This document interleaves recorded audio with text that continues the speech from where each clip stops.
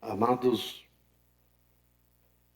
já foi mencionado aqui os temas. Hoje, unidade, não só a palavra unidade, mas a unidade que vamos estudar pode ter duas abordagens: unidade verdadeira, unidade transcendental. É um assunto muito importante, muito relevante, que nós, como igreja, entendamos o significado profundo da palavra unidade.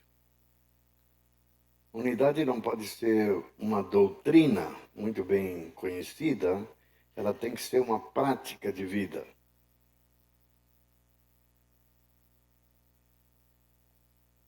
Muitos andam entre nós já há anos e não entenderam ainda a verdadeira natureza da igreja, a verdadeira natureza do reino de Deus.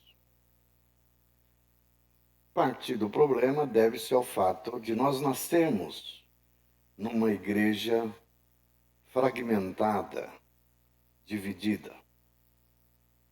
Quando debruçamos no Novo Testamento, no início da igreja do Novo Testamento, nós vamos descobrir uma coisa muito importante.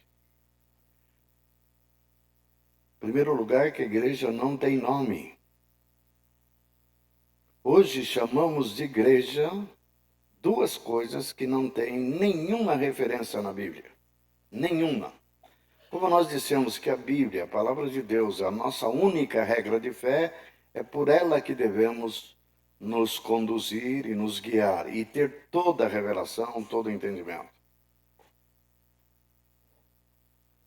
Hoje é chamado de igreja, e aqui quero dizer com todo respeito, não estamos combatendo nenhum segmento da cristandade, não estamos combatendo nenhuma denominação, mas eu quero que os irmãos entendam, quando falamos a verdadeira natureza da igreja, é importante que entendamos que chamamos de igreja hoje duas coisas que não são igreja.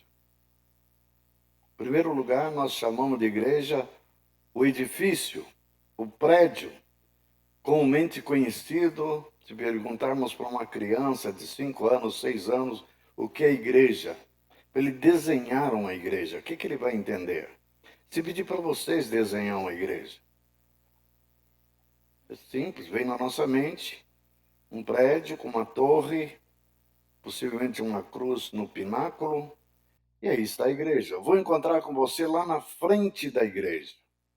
Hoje eu vou à igreja. Eu tenho ouvido vários irmãos dizendo que vai à igreja. Errado eu dizer que você vai à igreja. Por quê? Você ainda não entendeu ainda. Você nunca vai à igreja. Sabe por quê? Você é a igreja. Você vai à reunião da igreja. Nós estamos aqui numa reunião da igreja. Mas você nunca pode ir à igreja se você é de fato a igreja. Chamamos de igreja também, não só o prédio, mas chamamos de igreja, e é o mais comum, a denominação. As denominações, quero definir denominação, é a divisão institucionalizada. Nós já herdamos isso. As denominações não têm culpa de ser o que são, em princípio, até ter entendimento do que é que Deus realmente quer. Hoje à noite, quero debruçar sobre alguns textos das Escrituras e estarei muito feliz, e Deus mais ainda, se vocês saírem daqui conscientes e nunca confundir a natureza da igreja. O que é igreja? Igreja somos nós. Eu sou igreja e não sou igreja sozinho. Aí que já entra a unidade.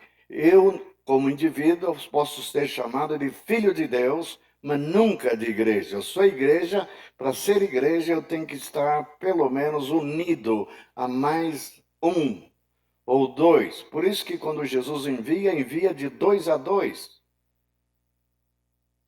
Quando 2 ou 3, porque ele não diz, quando você estiver reunido em meu nome, ali estarei. Ele não promete estar comigo sozinho.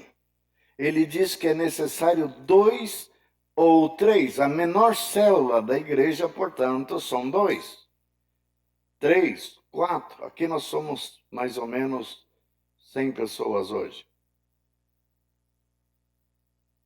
Chamamos de igreja a denominação. E ela tem nome? Aí começa o primeiro problema. A igreja não tem nome. A igreja do Novo Testamento é conhecida pelo nome da cidade onde ela está localizada. Eu vou repetir, a igreja primitiva era conhecida pelo nome da cidade onde ela era localizada, ou de uma região. É chamada de Igreja de Jerusalém. Então, em Jerusalém tinha uma igreja.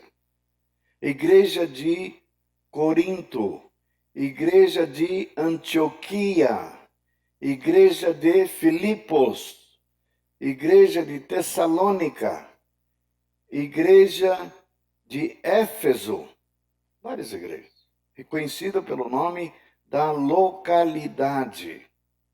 Então, se você te perguntar qual igreja você pertence, você não aí falar, nós somos de um grupo que não tem nome. Não diga isso, você tem nome. Sabe o que você é? Igreja.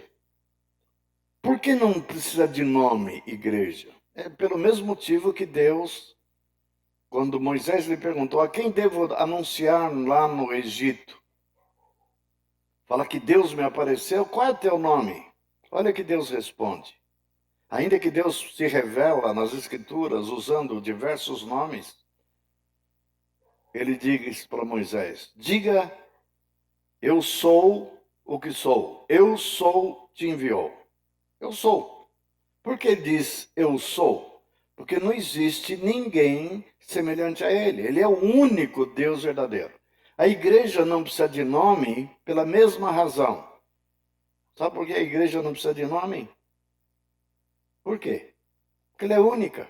Porque um aqui não chama só Antônio, ou José, ou Maria. Por que precisamos de um sobrenome? Porque tem muitas Marias, tem muitos Josés, tem muitos Filipes. Então precisa de um nome e um sobrenome. Então nós, como igreja, que somos únicos.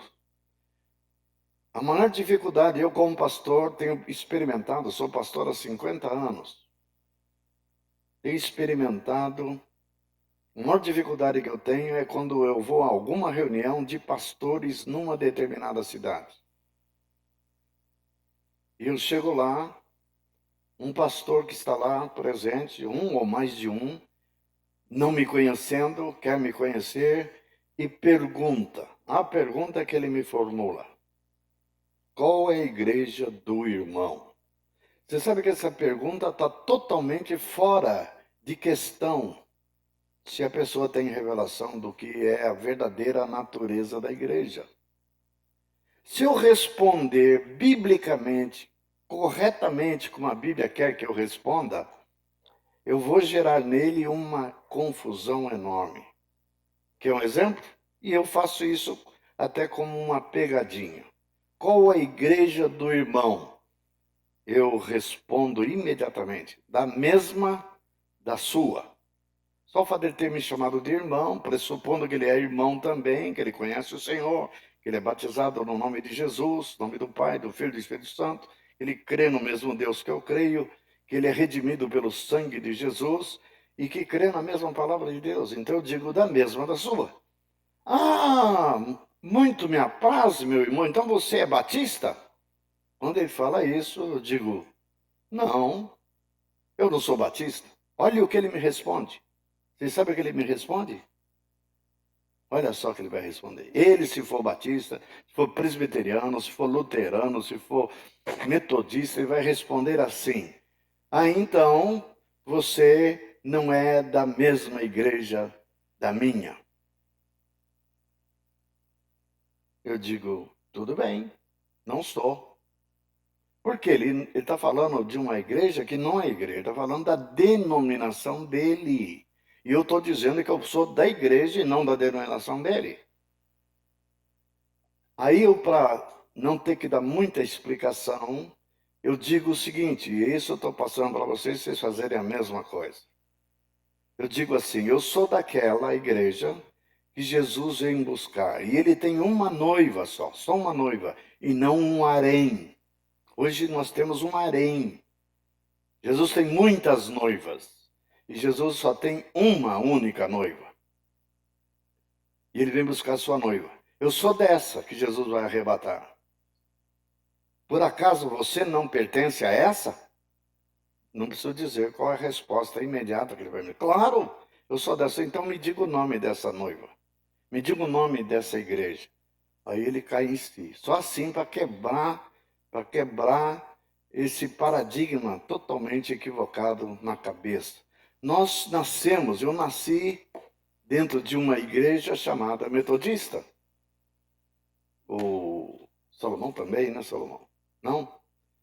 Não, você estudou num seminário metodista, é isso. E depois foi para a Palavra da Vida. Mas as denominações nos cegam. E o problema já é muito antigo. Não é de hoje. As tensões inerentes à divisão estão presentes na natureza humana. Quer um exemplo? Vamos ler o primeiro texto. 1 Coríntios, capítulo 1.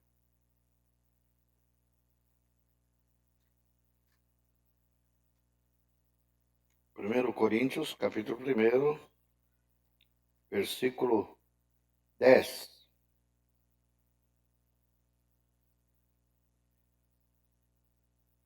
A igreja de Corinto é conhecida por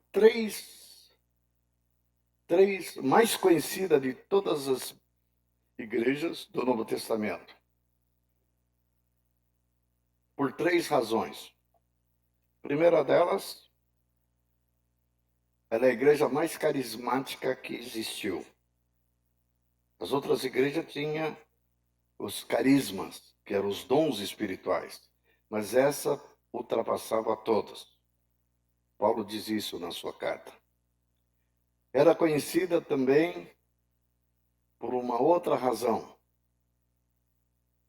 Era uma igreja que predominava a carnalidade. Paulo diz que eles eram carnais, que crianças em Cristo, leite vos dê a beber, não dê alimento sólido, porque vocês não podem suportar. Mas qual a razão da carnalidade? Qual a razão de Paulo falar que eles eram carnais, crianças em Cristo?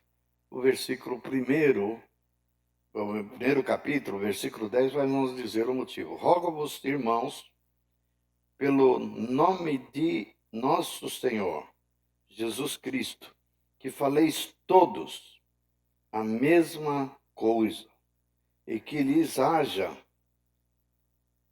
não haja entre vós, olha a palavra, divisão.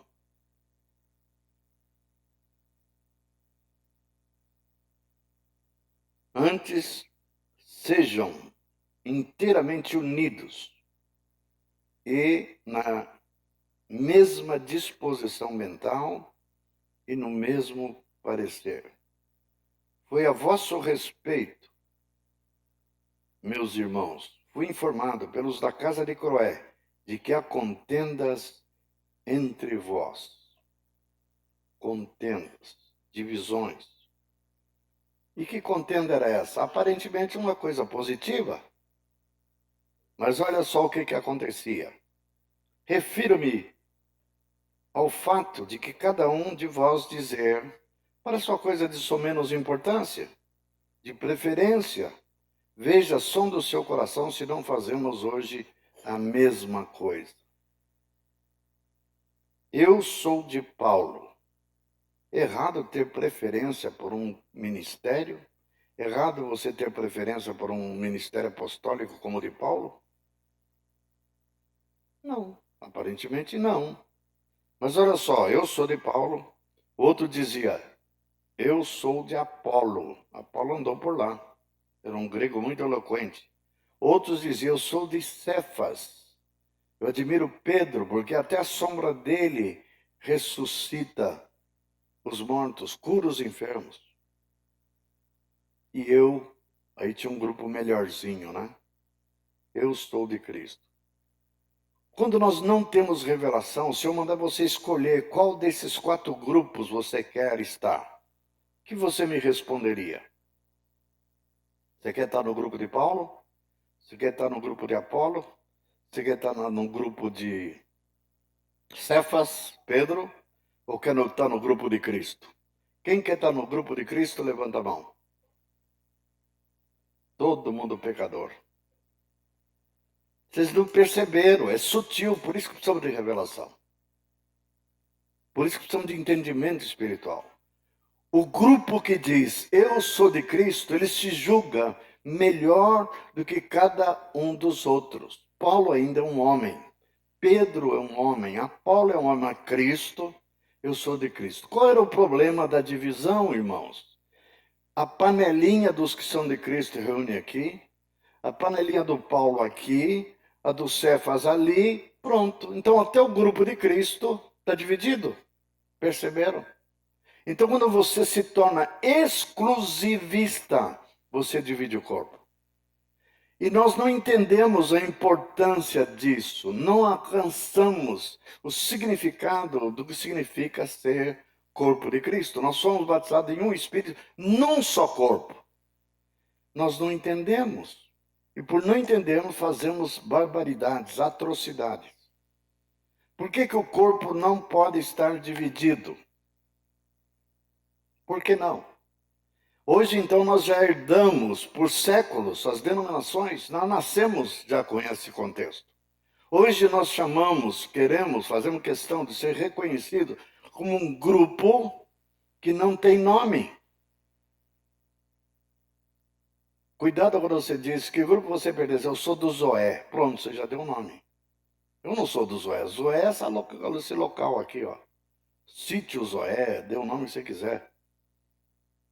Mas o nome, a placa, nós temos que ter um registro, isso é exigido por lei.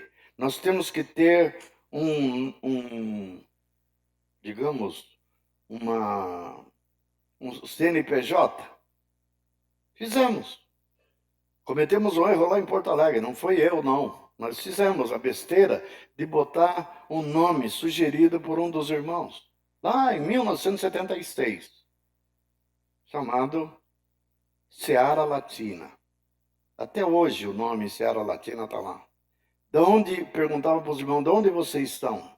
Sabe o que eles respondiam? Eu sou da Seara. Pronto. Virou denominação. Por que a igreja não precisa de um nome? Pela mesma razão que Deus não precisa. Ele é único, ela é única, só tem uma. Mas nós já recebemos uma carga de informações que a igreja são muitas. Elas não são muitas, elas são uma só. Tem duas expressões da igreja na Bíblia, só duas. Uma, na localidade, ela pode reunir em vários lugares da cidade.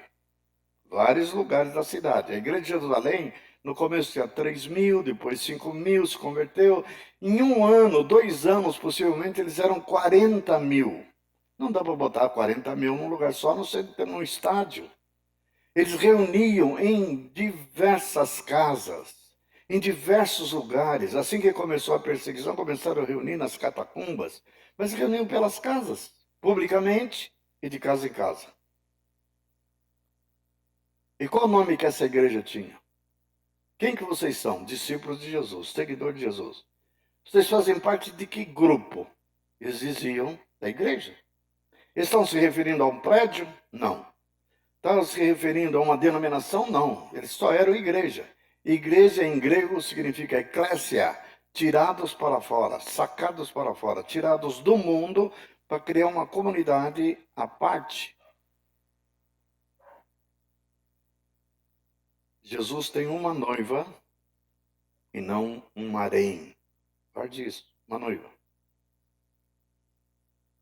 Quando alguém sai daqui e diz que vai para um outro grupo, olha só, isso é sério.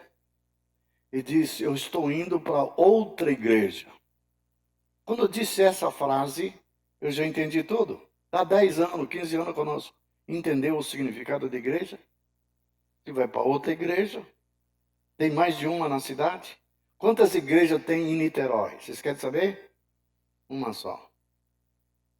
Quando Deus olha de cima, quantas igrejas ele vê? Uma só. Quando ele olha de cima e vê no mundo todo, quantas igrejas ele tem? Uma só. John Wesley teve um sonho. Ele sonhou uma noite, um sonho impactante, que ele morreu e chegou no céu. Lembra, ele é atribuído como fundador dos metodistas. Ele não é fundador dos metodistas. Quem conhece a história de Wesley vai saber.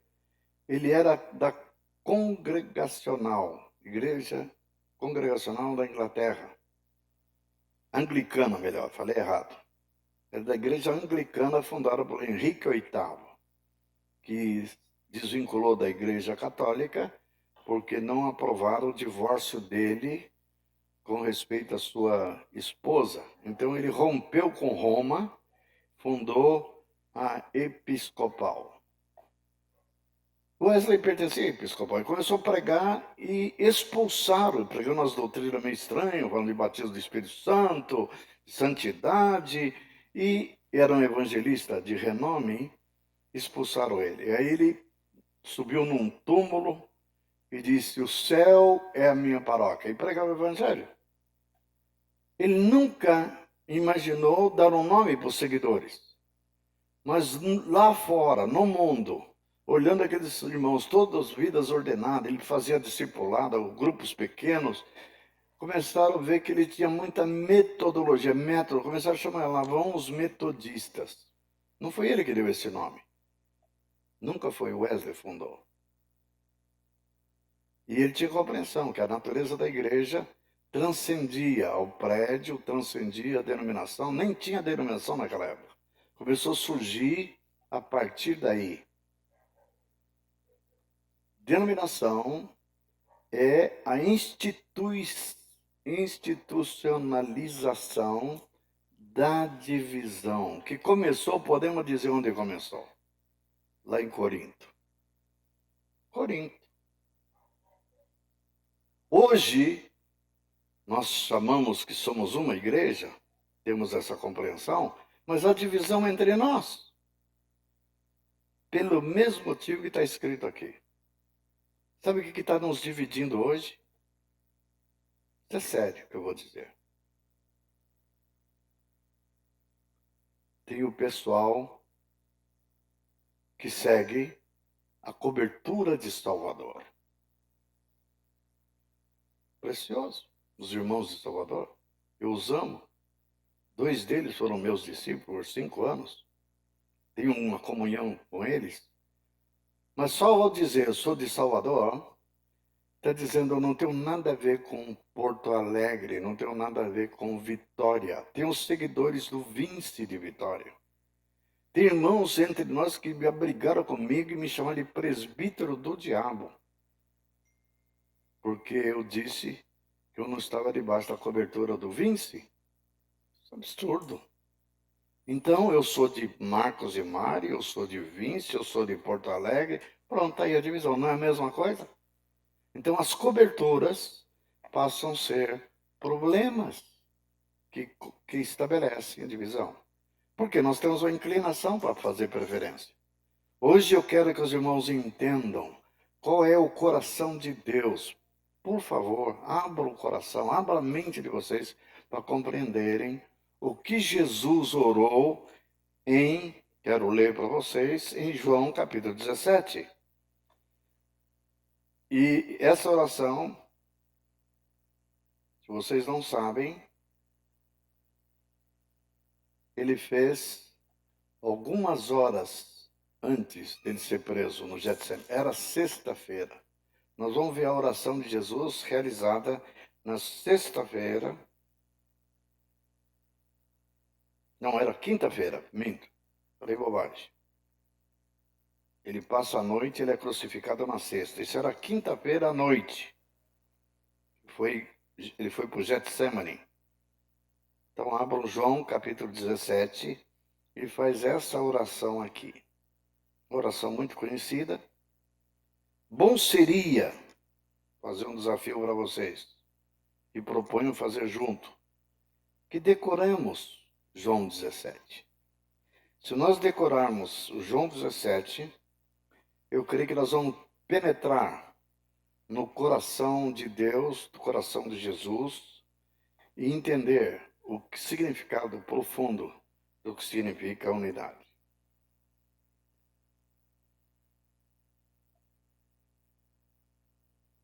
Tendo Jesus falado essas coisas, levantou os olhos ao céu e disse: Pai, é chegada a hora, glorifica o teu filho, para que o filho glorifique a ti. Vejam bem,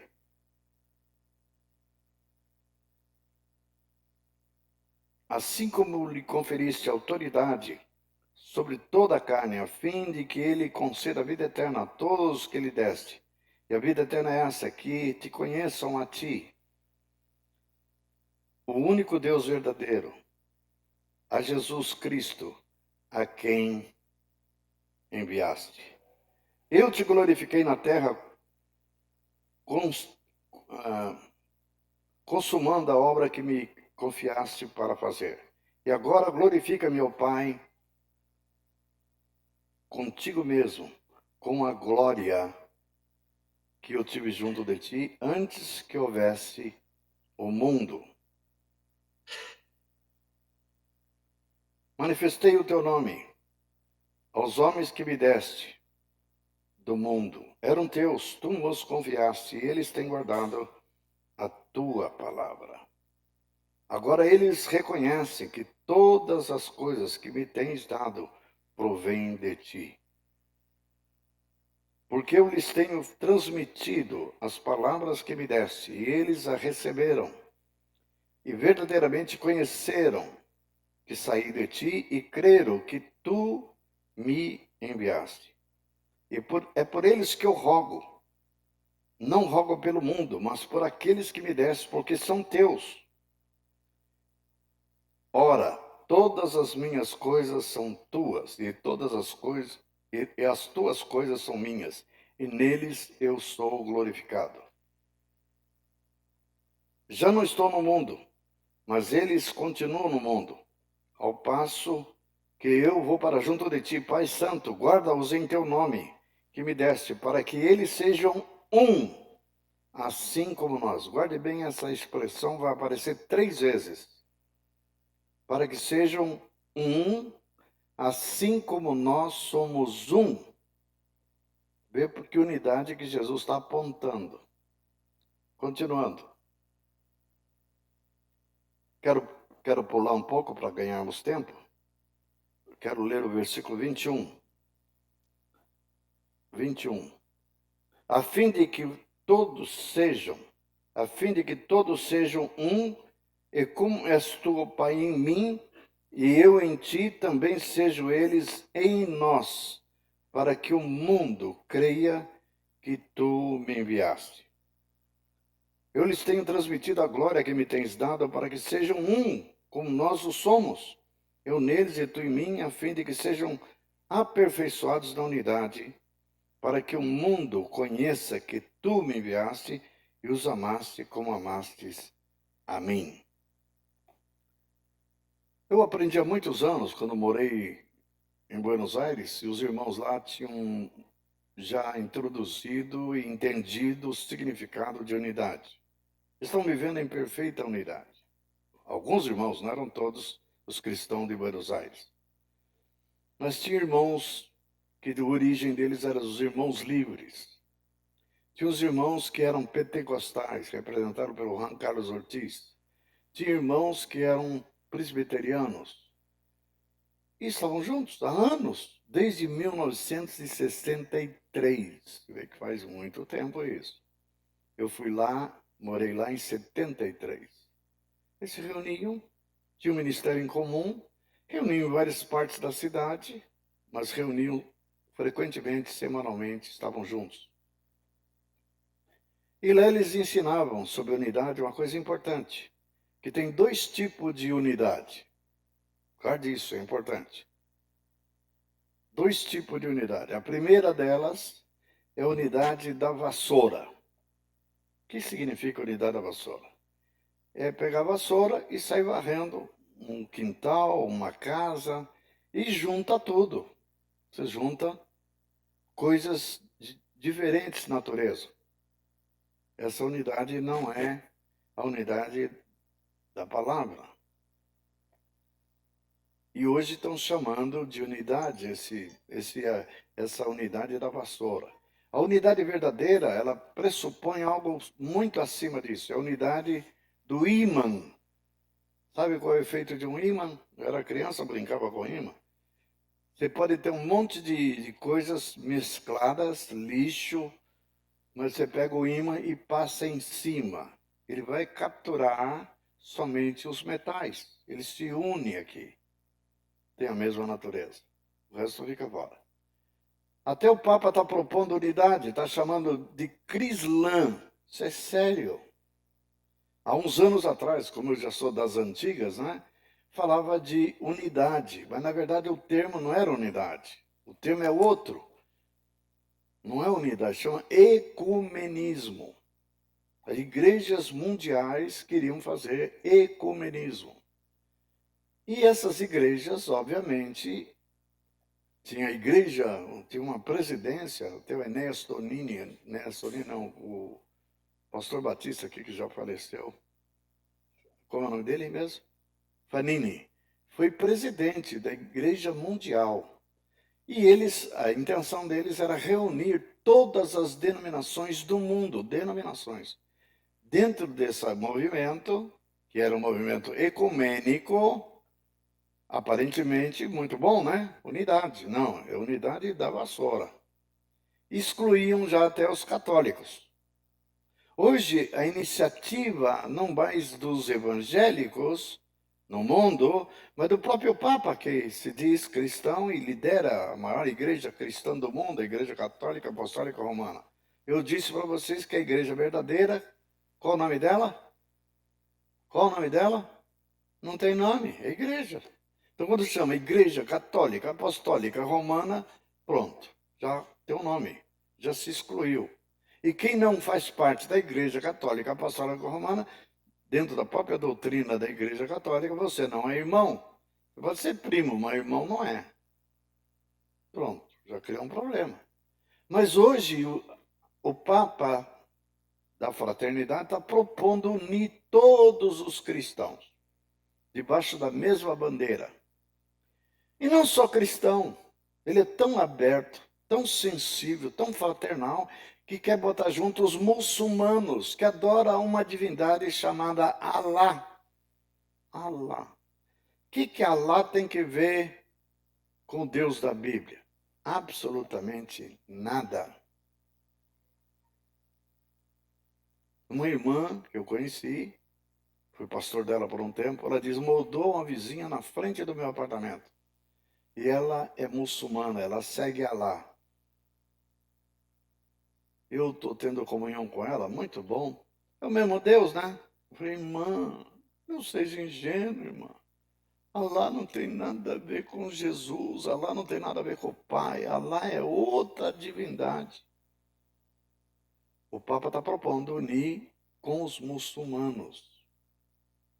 Se fosse só os muçulmanos, não, ele quer unir também os hinduístas, os budistas e os judeus. Tudo debaixo da mesma guarda-chuva. E chama isso de unidade. É unidade? Do ímã ou é da vassoura? Estão entendendo a diferença agora? Parece muito bonito, porque fala de fraternidade, fala de aceitação. É lindo isso. Mas não é a verdadeira unidade proposta por Jesus. O que Jesus propõe? Você atentar bem. Ele não fala que nós temos que ter unidade entre nós. Se ele só orasse por isso, ele não orou por isso. Ele fala que seja um, assim como nós somos um. Quer dizer, o nosso padrão de unidade é a Trindade, o Pai, o Filho e o Espírito Santo. Como eles vivem, como eles se relacionam. Eles formam uma comunidade. Diz que nós devemos ter unidade como eles têm. Mas se fosse só isso, ainda assim não é o que Jesus pediu. Ele foi muito além disso. Ele pediu algo muito maior. Ele pediu para que eles sejam um, assim como nós somos um, sejam eles. Guarde essa declaração. Em nós. Sejam eles em nós. Ou seja, a unidade que Jesus está orando para o Pai atender o seu pedido é que nós tivéssemos unidade entre nós e fôssemos incluídos dentro da unidade que o Pai, o Filho e o Espírito Santo têm. É pouca coisa isso? Dá para colocar muçulmano dentro dessa panela? Dá para colocar qualquer um que não é convertido, que não reconhece Jesus como o Senhor da sua vida, que não morreu por ele? Dá para colocar? Isso é bagunça, meu irmão. Isso é confusão, isso é heresia, em nome da unidade. Por não entender a natureza verdadeira da igreja. A Bíblia fala que não pode haver comunhão entre a justiça com a injustiça, entre luz com trevas, entre Cristo e o maligno. Fala de julgo desigual. Alguns aplicam esse texto exclusivamente sobre casamento, porque está falando muito além de casamento. Não há comunhão. Não pode haver comunhão. Entre Jesus Cristo e Alá não tem comunhão. Estão entendendo? Aí tem divisão mesmo. Não há comunhão. A tragédia do cristianismo foi quando Constantino supostamente se converteu. O que ele fez? Ele decreto, você sabe a força de um decreto, é só ver o que está acontecendo com o Covid hoje. Decreto de governador, decreto de prefeito, decreto de César, não era brincadeira não. O cara mandava muito em todo o Império Romano. Ele decretou, a partir de hoje, acabou o culto aos deuses de Roma. Serviam a Júpiter, serviam a Apolo, serviam a vários deuses, Mercúrio e aí por aí afora. Várias divindades. Agora nós vamos servir e adorar somente Jesus. Lindo! Você quer coisa melhor que isso? Só que isso foi uma armadilha de Satanás. Os templos pagãos, tirem os ídolos, pode tirar todos. Agora vamos usar os templos para cultuar a Jesus. Lindo, maravilhoso. Só que não é lindo e maravilhoso, não. Aí começa a decadência da igreja. Isso é século III. Por que a igreja entra em decadência a partir daí? Porque entrou milhares, eu não vou dizer milhares, milhões de pessoas não convertidas, que eram romanos, cidadãos romanos, como participantes da igreja. A igreja perdeu sua natureza de pureza, de santidade, de convertidos. Não eram convertidos, ele tem que ser batizado. Tudo por decreto de Constantino. Foi uma coisa boa ou uma coisa ruim? Ruim, estragou com a igreja. Matou a igreja desde o século III. Claro que permaneceu, graças a Deus por isso, um remanescente fiel, que perdura até os dias de hoje.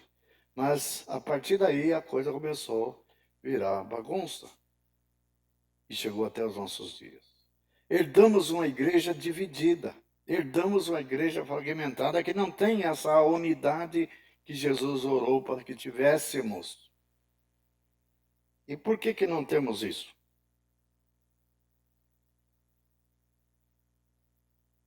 Eu quero que vocês abram em Efésios capítulo 2.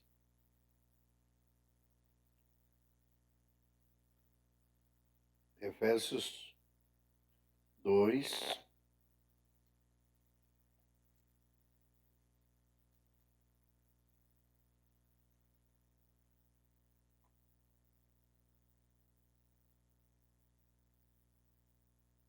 Versículo 11, vou ler até o versículo 19.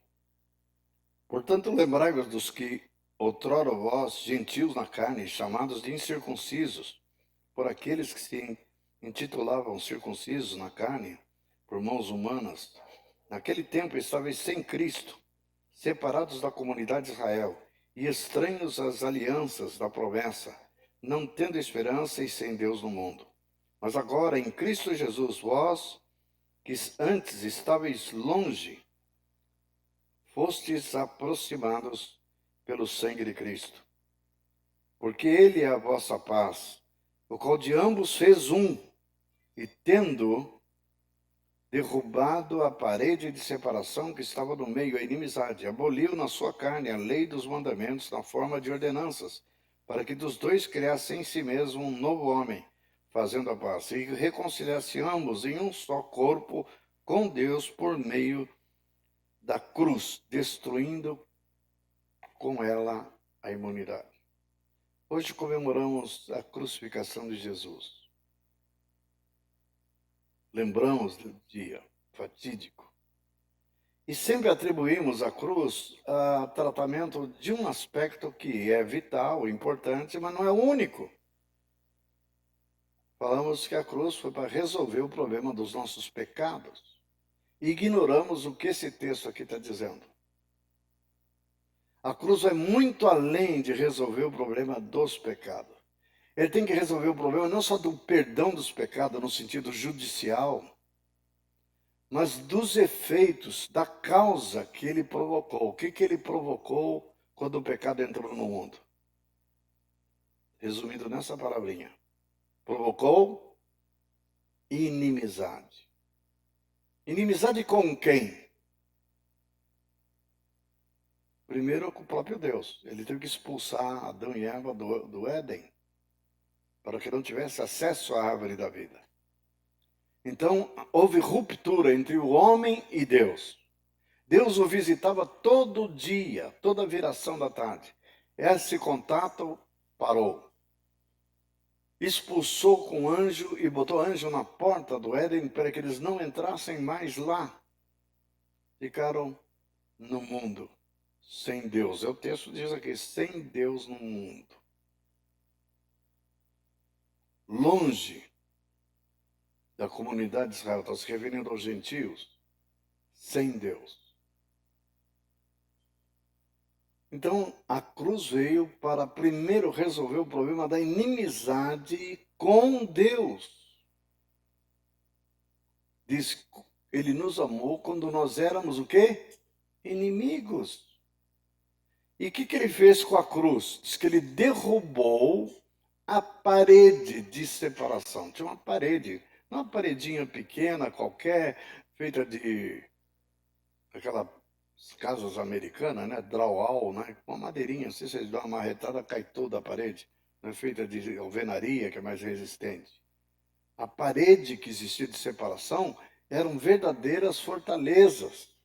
Havia uma parede separando o homem de Deus. Mas não só o homem de Deus. Separava também um homem de outro homem, o homem entre si. Entrou no coração do homem a inimizade, as contendas, as iras, os rancor, ressentimento, tudo passou a existir nos relacionamentos. Tudo passou a ser problema. E aí vem Jesus e diz que pela sua cruz ele derrubou a parede de separação, que nos separava de Deus e que separava dois povos aqui que eram inimigos. Poucos conhecem, ainda que temos a Bíblia, toda a história, conhecem o tratamento que os judeus davam aos gentios. Até hoje, eles tratam da mesma maneira. Sabe como é visto os gentios pelos judeus nos dias de Jesus, nos dias de hoje, ou no Velho Testamento? O judeu, por lei, era proibido de entrar na casa de um gentio. Ele podia até entrar.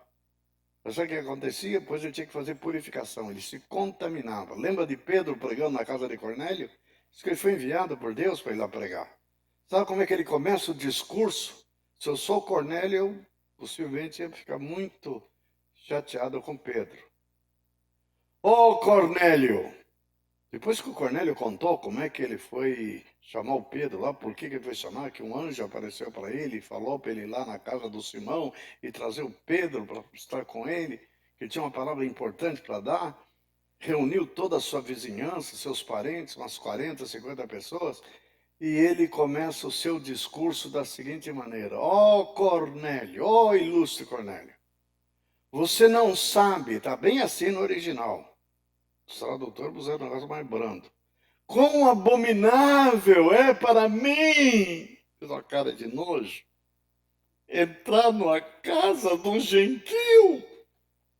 Eu estou aqui porque tive uma visão lá. Se não fosse a visão, lembra o que ele falou quando Deus mostrou o lençol com os animais imundos que a lei previa que o judeu não podia comer? O que o Pedro falou? Olha o que ele falou. Aí precisa entender qual parede de separação que existia. É uma parede muito difícil de ser quebrada.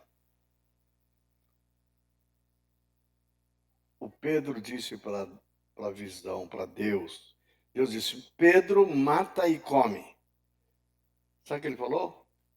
De modo nenhum, Senhor. Duas palavras que não podem andar juntas nunca. É não e Senhor. Se ele é Senhor, tem que ser como? Sim, Senhor. Não, Senhor, ele não é Senhor. Ele teve a cara de pau, a coragem de dizer para Deus que ele não ia nem matar e nem comer aqueles animais que eram imundos. E Deus estava dando essa visão de propósito, que ia enviá-lo exatamente na casa de Cornélio. Ele jamais entraria na casa de Cornélio para pregar o evangelho, porque havia uma parede de separação. Sabe como os judeus chamavam os gentios? E como disse, chamam até hoje, está na Bíblia isso, de cachorros. Cachorro. Lembra da mulher Ciro-Fenícia? Que Jesus falou que ele veio para a casa de Israel e não era para dar comida para os estranhos, para os cachorros. Ele cita a palavra cachorro. Aí ela fala assim, bom, mas os cachorrinhos pelo menos vão comer as migalhas. Cachorro. Não tem vez. Quem que derruba a parede de separação? Jesus. A vida dele, o sangue dele é vertido na cruz para derrubar de uma vez por todas a inimizade que existe no coração do homem. E aqui entre dois povos inimigos. Porque Deus não queria ser o Deus somente de Israel. Deus não queria ser Deus somente daquele povinho, cabeça dura, dura cerviz. Deus queria ser Deus e governar o quê? O mundo todo. A ordem que Jesus deu, Pedro não ia seguir. Eles ouviram, entrou aqui e saiu ali. Ide por toda a terra, pregar o evangelho a toda criatura. Sabe que eles entendiam toda criatura? Sai procurando lá no Brasil, ou lá nos Estados Unidos, ou na Europa, os judeus que estão espalhados. E prega o evangelho para eles. Não, eles nunca incluiriam os gentios, não incluíam. Mas quando dizia para pregar o evangelho a toda criatura, e de fazer discípulos de todas as nações. Paulo é chamado para pregar o evangelho para os gentios, especificamente para os gentios. Pedro foi chamado para evangelizar os judeus e Paulo para evangelizar os gentios. Havia uma parede de separação. Deus deu revelação a Paulo, nesse texto ele revela isso, que isso foi feito na cruz. Foi derrubada a parede de separação e dos dois povos, os que tinham a promessa, os que tinham os mandamentos, os que tinham a lei de Moisés e os que não tinham. Os que já conheciam Javé e os que não conheciam. Dos dois, fez um só. Custei entender isso.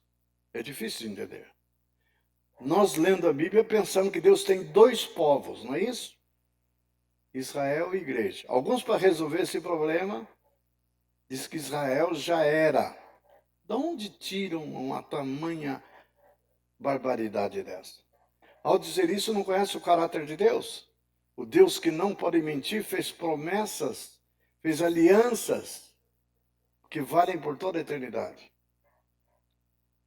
Quando Israel rejeita o Messias, tem gente falando que a igreja é um novo Israel de Deus. Não confunda. Israel é Israel, igreja é igreja. A igreja é constituída de judeus e gentios. Quantos povos Deus tem? Você pode imaginar que tem dois povos, pois a Bíblia está acabando de dizer que dos dois fez um só. Um só. Tecnicamente, igreja é uma coisa e Israel é outra.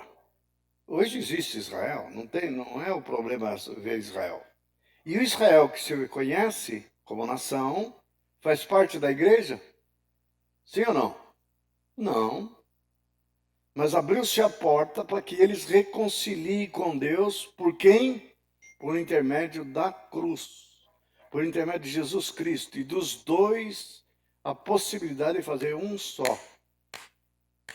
No céu não tem dois povos, vai ter um só. Aprendi isso há 40 anos atrás. Eu estava em luta em Porto Alegre, muitos anos atrás, 40 anos é muito tempo, né?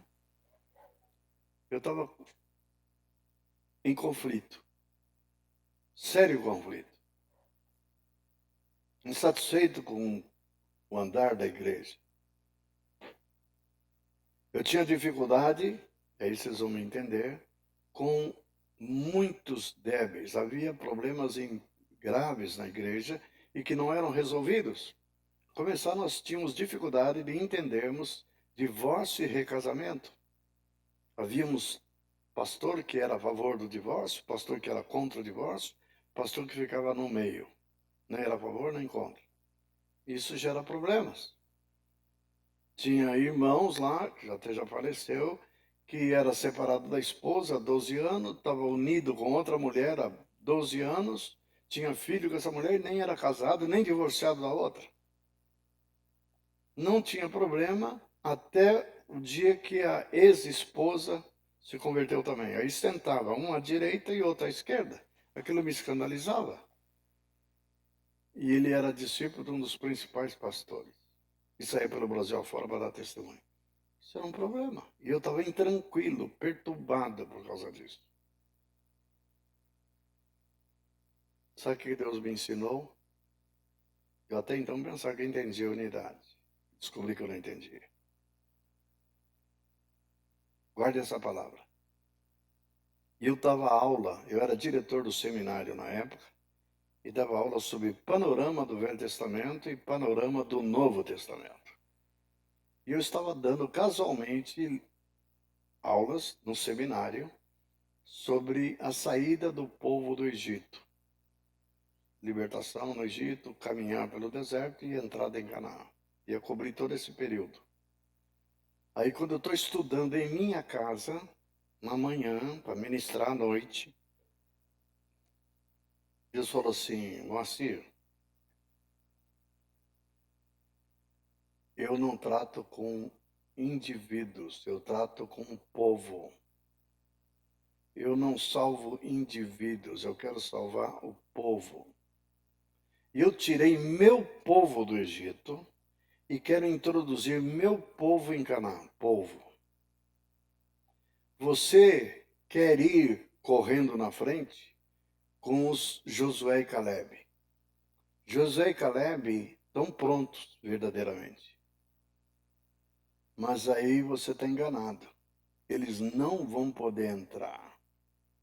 Ou entra todo mundo junto, olha a frase. Ou entra todo mundo junto em Canaã, ou não entra ninguém. Aí eu entendi. Eu desprezava os débeis. Eu desprezava os fracos, o que atrapalhava a caminhada. Deus falou assim: o Josué e o Caleb estão prontos e são muito fortes, são vigorosos. Sair correndo com eles na frente, fácil, mas vai deixar os velhos e as crianças para trás. Se querem chegar, e já que tem que chegar todo mundo junto, então que eles peguem os velhos, que peguem as crianças, botam no ombro e sigam a marcha. A partir daquele dia eu entendi o que significava da palavra povo. No povo tem de tudo, inclusive rebeldes, inclusive criador de caso. No meio do povo tinha Datã, Coré e Abirão. Tinha os que afrontavam Moisés. Tem de tudo. A igreja é isso, é um povo. E o que constitui um povo?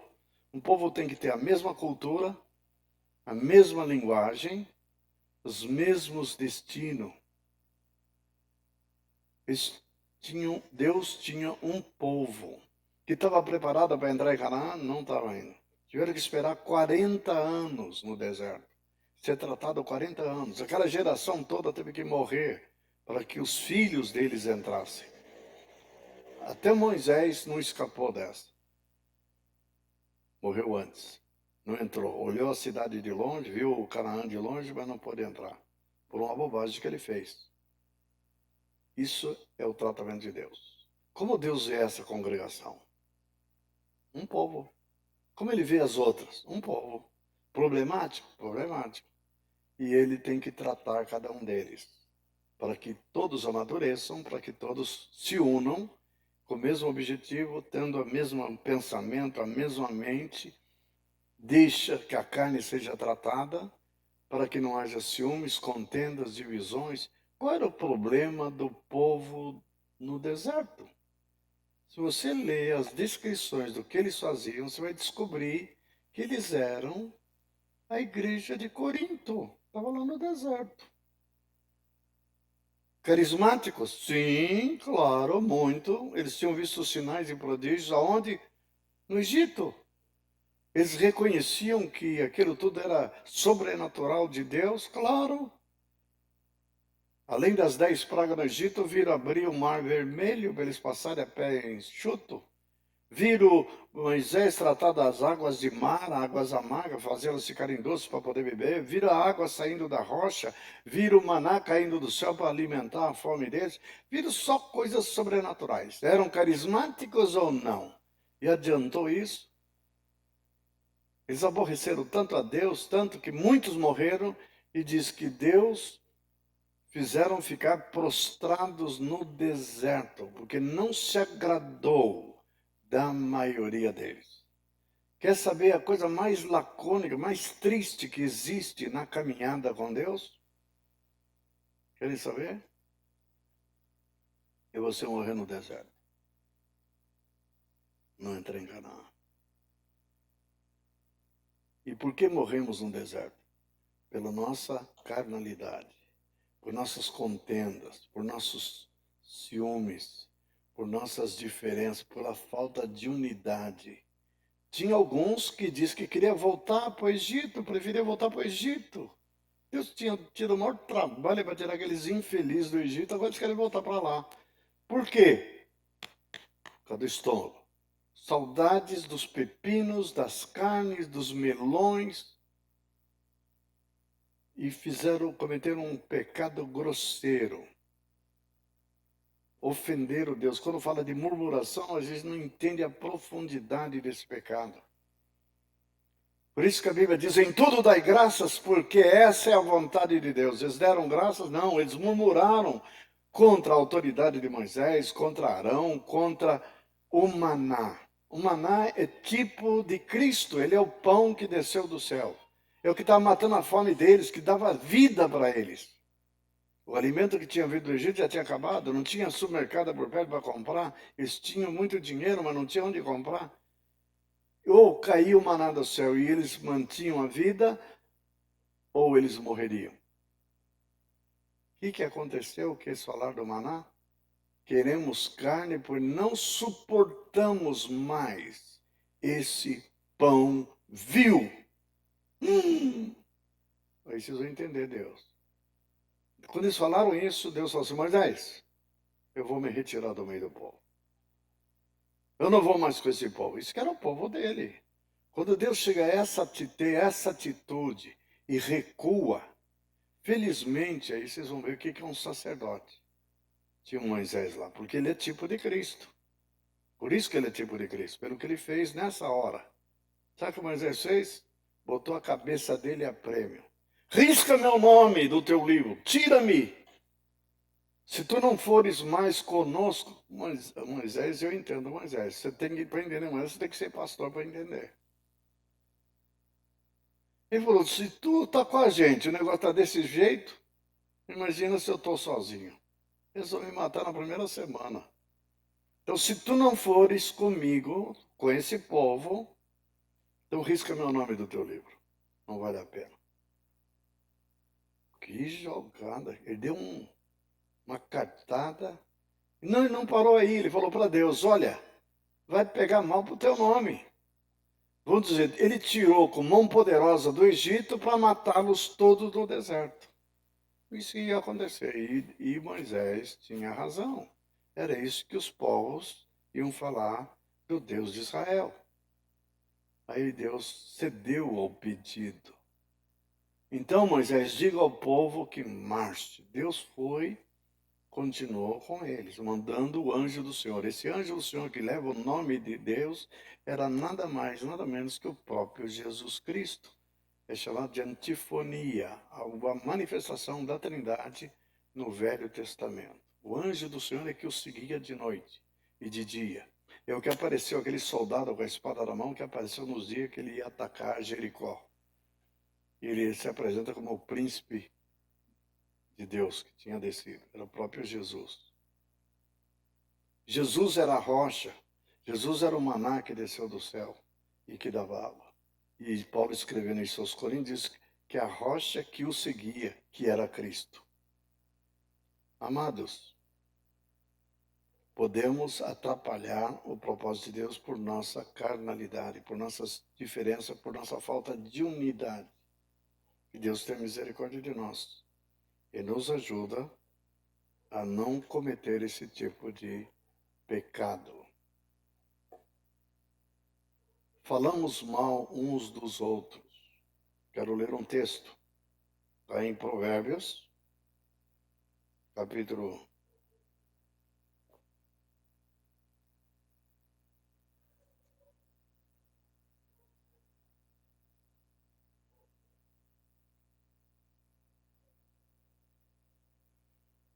6.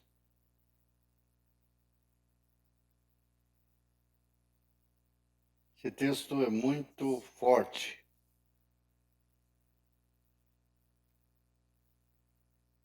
Capítulo 6 diz assim. Capítulo 6, versículo 12 é o seguinte. O homem de Belial. Belial é Satanás. O homem vil é o que anda com a perversidade na boca. Acena com os olhos, arranha com os pés e faz sinais com os dedos. No seu coração há perversidade. Todo o tempo maquina o mal. Anda semeando contendas, pelo que a sua destruição virá repentinamente. Subitamente será quebrantado, sem que haja cura. 6 coisas o Senhor aborrece. A 7ª sua alma abomina. Olhos altivos, língua mentirosa, mão que derrama sangue inocente, coração que trama projetos iníquos, pés que se apressam a correr para o mal, testemunha falsa que profere mentiras e o que semeia contendas entre irmãos. Nós demos um nome brando para esse pecado, chamamos de fofoca. Deus não chama de fofoca. Deus chama de coisa abominável. O dia que eu entendi esse texto, eu fiquei horrorizado. Nós minimizamos algo grave e sobrevalorizamos algo que Deus não vê como grave. Se você lê a lista das 6 coisas que ele aborrece, tem coisas gravíssimas. Falsa testemunha. Assassinato. Mãos que se apressam a derramar sangue. Assassinato. Pois Deus considera isso de menor importância. O mais grave, o que ele abomina, é que semeia contendas, irmão. Não precisamos de revelação para entender isso. E eu vou dar-lhes a revelação agora. Por que Deus abomina o que semeia contenda entre os irmãos? Simples. Simples. Custou a vida do filho dele para derrubar a parede de separação. Custou a vida do filho dele para quebrar a inimizade que havia no coração do homem. Toda vez que nós brigamos entre nós e nos separamos, dividimos, nós fazemos o corpo de Cristo sangrar. Vou repetir. Toda vez que brigamos e nos dividimos, seja lá por que motivo for, nós fazemos o corpo de Cristo sangrar. Nós somos um só corpo. Qual de vocês teria coragem de vir aqui à frente e eu pegar um punhal, uma faca e cortar a sua mão? Você vai deixar cortar a sua mão? De jeito nenhum. Não, então a mão não, mas o seu dedinho? Não. Não vamos fazer. Não queremos, queremos permanecer com o corpo inteiro. Não queremos machucar o corpo, não queremos fazer o corpo sangrar. Mas nós tratamos o corpo de Cristo, pode sangrar quanto quiser. Não é meu corpo. Nós somos corpo de Cristo. Se estamos divididos, se estamos ferindo o corpo, estamos sangrando. Quer um exemplo para entender melhor? A igreja de Corinto, quando eu lia sobre os pecados da igreja de Corinto, tem pecados grotescos e grosseiros, tem incesto, capítulo 5, tem prostituição, além das contendas, ciúmes, briga, né? Eu sempre considerei essas coisas pior do que a divisão. Sim ou não? Você também deve considerar. Contenda, qual o problema da contenda? Não é tão grave. Porque estamos tão familiarizados com a confusão, com contenda, com disputa, competição, que não damos importância a isso. Só que Deus não vê dessa maneira. Eu considerava o incesto do capítulo 5 era grotesca demais. Considerava a embriaguez, diz que eles se embriagaram no dia da ceia.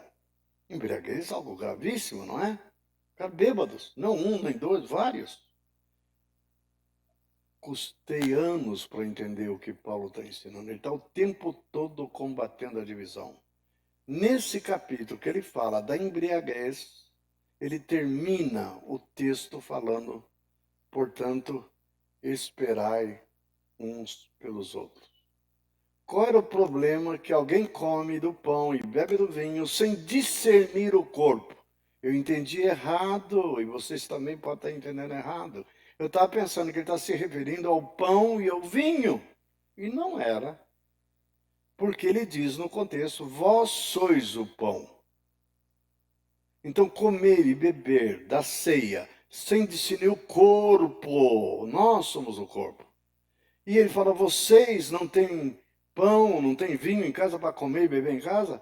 Por que vocês comem todo o pão, tomam todo o vinho e não espera pelos irmãos retardatários? Já tinha naquele tempo os irmãozinhos que chegavam fora da hora. Chegava fora de hora, cadê o vinho? Tomaram tudo. Cadê o pão? Comeram tudo. E eles ficaram sem ceia. Aí Paulo diz, portanto, a palavra portanto é um conectivo de ligação, que tudo que ele disse antes vai falar agora. Esperai uns pelos outros. Qual era o problema então? Para mim, o mais grave era eles terem se embriagado. Não era para Paulo. A coisa mais grave era não ter consideração pelos irmãos que não estavam lá. Não guardaram o pão, não estavam nem aí. Está vendo onde está o problema? Sem consideração, sem amor. Se tem irmãos necessitados, passando fome entre nós, e nós não estamos nem aí, não dói no seu coração, tem uma coisa profundamente errada com a tua visão do que é corpo de Cristo. Nós temos que ter sensibilidade. A unidade vai fazer essa sensibilidade aflorar. Como é que você vai chorar com o irmão que chora? Só estando ligado a ele. Se não estiver ligado, você não sente nada. Agora, a coisa é tão séria, se cortar essa mão aqui do meu corpo e deixar ela, não muito tempo, umas horas, tem um médico aqui, né? O que acontece se deixar a mão fora do corpo? Sabe o que acontece com ela? Além de sangrar, obviamente, ela morre. Ela necrosa. E por que ela está viva? Você quer saber por que ela está viva? Está ligada ao corpo. O fato da mão estar ligada ao braço, o sangue que circula no meu braço vai até a mão e leva a vida. Sangue é a vida. Leva oxigênio. Toda célula morre se não tiver oxigênio. Leva oxigênio. Está aí o Covid matando. Afeta o pulmão. Leva nutrientes. E as juntas e ligamentos mantêm a mão unida ao corpo. A exclusão da igreja é séria. E muitos, não tendo entendimento do corpo, não percebem. O incestuoso de 1 Coríntios 5 estava ligado ao corpo, apesar do pecado dele. Paulo diz: reúna vocês com meu espírito e entregue esse indivíduo na mão de Satanás. Tira ele da comunhão, para que Satanás destrua a sua carne, para que o espírito seja salvo no dia do Senhor. Ou seja, a comunhão no corpo nos mantém com vida. Tira da comunhão do corpo, você morre. Alguns irmãos que estão entre nós não percebem isso. Acho que é só uma questão de vir à reunião ou não vir à reunião. Irmãos, como está o seu relacionamento com os outros irmãos? Você está com inimizade no seu coração? Você está separado de alguém aqui, marido, mulher, os filhos, ou com outro irmão? Isso não pode acontecer entre nós, sob pena de descumprir um princípio que está em 1 João. Se andarmos na luz, como Ele está na luz, mantemos o quê? Comunhão. Comunhão com quem? Primeiro, com a própria luz, que é Deus. Mantemos comunhão vertical e mantemos comunhão na horizontal. Se andarmos na luz. E se o oposto de andar na luz, qual é? Se andarmos em trevas. A recíproca é verdadeira. Não teremos comunhão. Comunhão é quebrada. E o sangue de Cristo, o que acontece com o sangue de Cristo? Além de ser derramado, está fora da comunhão, está produzindo uma sangria, o sangue de Cristo não atinge você está fora. É a mão seccionada do corpo. Não atinge você. E o sangue de Cristo para de purificar você. Ele só purifica os que estão no corpo, unidos ao corpo. E Deus, quero terminar agora, Deus quer que seu propósito se cumpra. Jesus deu a vida dele para que o propósito do Pai se cumpra. E o propósito do Pai se resume em 3 coisas. Deus quer ter uma família de filhos semelhantes a Jesus, da qual Jesus é o primogênito dessa família.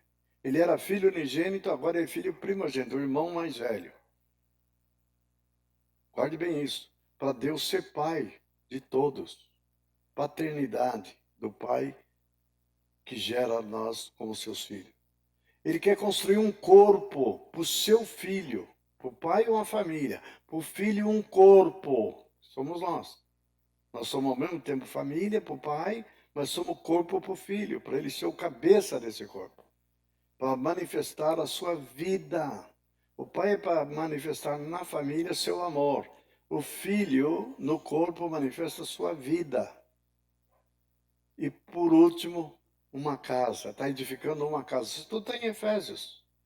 Uma casa, um edifício, Paulo chama de edifício, para a moradia do Espírito Santo.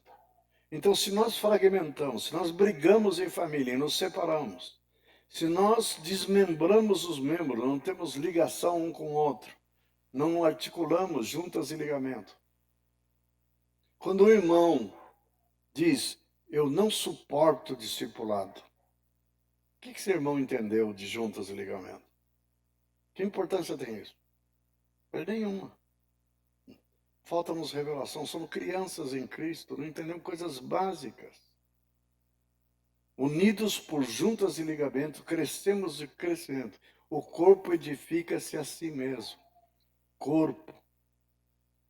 E, por último, a casa. A casa é feita de ladrilhos. Nós, com pedras espirituais de pedra, somos edificados casa espiritual para a habitação de Deus no Espírito. Deus quer ter uma família para o pai ser pai. Paternidade e amor. O filho que é um corpo, ele ser líder, cabeça, que comanda, que governa, para manifestar sua vida. E o Espírito Santo que habitar na casa, para que a glória encha o templo, sua glória. Então, amor, vida e glória. Os 3, a Trindade. Ele quer nos inserir na Trindade. E se ele não nos inserir, não seremos família. Se ele não nos inserir, nós não seremos corpo. Se ele não nos inserir, nós não seremos casa. e podemos estar atrapalhando o propósito de Deus. Não adianta ter a doutrina do propósito de Deus na cabeça, se nós não somos família e vivemos como tal. Diz que ele faz com que o solitário viva em família. Quero terminar lendo um poema que fiz para a conclusão de tudo que falamos. Eu não disse a metade que eu tinha que dizer, mas o tempo passou e eu acredito que o que ouvimos hoje já foi suficiente para trazer entendimento da importância da unidade. Sem unidade, nós não teremos família. Sem unidade, nós não teremos um corpo. Sem unidade, nós não teremos uma casa. É uma casa, uma família e um corpo. O poema que eu fiz é sobre unidade. Eu chamo de unidade transcendental.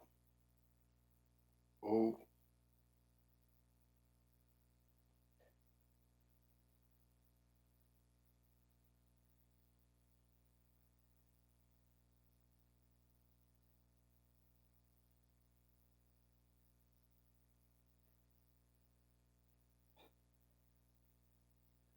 o Criador, ao formar Adão, disse: não é bom que o homem esteja só. Todas as coisas criadas ele disse que era bom. Mas ao ver o homem solitário no meio de toda a sua criação, ele declarou que isso não era bom. Sem ninguém que fosse semelhante a ele, que pudesse amar, conversar, ser companheiro, gerar filhos e filhas, e fosse motivo de alegria e prazer, amando-se mutuamente, vivendo um para o outro. Ele criou a família, a primeira família. Por isso disse: melhor serem dois do que um. E ao criar a Eva e apresentá-la a Adão, ele disse que deveria se unir a ela com corpo, alma e espírito. E os dois se tornariam uma só carne. Era esse embrião da unidade, gerada em Deus, porque foi ele que os uniu. Jesus declara isso, né? Que Deus uniu, não separe o homem. Seu propósito criacional é que essa unidade se estenderia por toda a raça humana. Deus faz que o solitário more em família. Deus vive eternamente em comunidade. O Pai, o Filho e o Espírito Santo não sabem o que é solidão. Eles se amam com amor eterno. Eles vivem um para a felicidade do outro. Eles buscam a glória um do outro.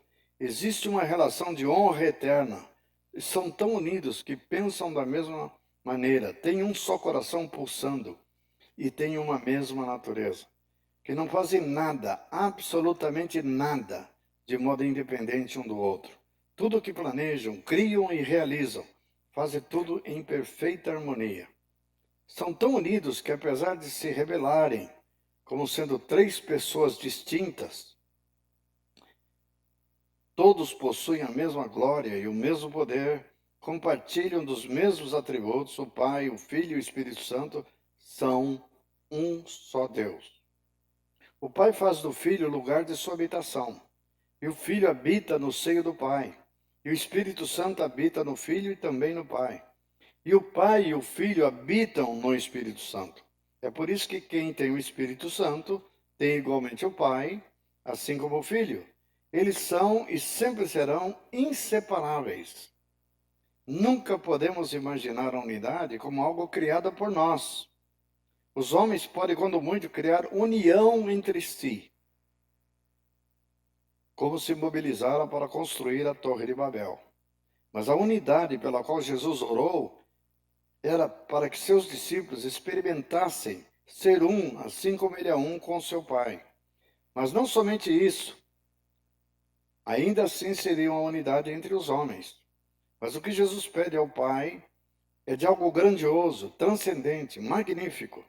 Era para participarmos junto com ele da mesma unidade que ele tinha com seu Pai e com o Espírito Santo.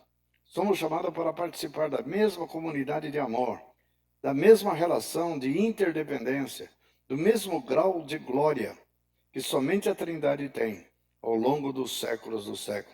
Uma unidade que não é deste mundo, porque foi gerada na eternidade, antes da criação do mundo. Essa unidade produz vida. gera amor e compaixão, reflete a glória da face de Cristo. A cruz dele quebrou a parede de separação e destruiu com ela a inimizade por causa do pecado. E dos dois fez um só. Somos uma família, para sermos uma família, um corpo e uma casa. Uma família para o Pai, um corpo para o Filho e uma casa para o Espírito Santo. A unidade é uma conquista da cruz para vivermos nele forever. E não é para termos unidade só entre nós, para ter unidade entre nós, junto com ele. Ele quer nos trazer para ele. Isso que é a glória que ele propôs. E ele se alegra quando ele está diante do Pai dele e diz que sua alma se alegrou mesmo vendo o penoso fruto do seu trabalho. E ele pode introduzir muitos filhos na glória. Eu sou um desses. Felizardos. Vocês também são. Portanto, deixa cair por terra toda separação. Deixa cair porque custou preço de sangue. Ele morreu para que nós fôssemos um. Amém. Deus os abençoe a todos.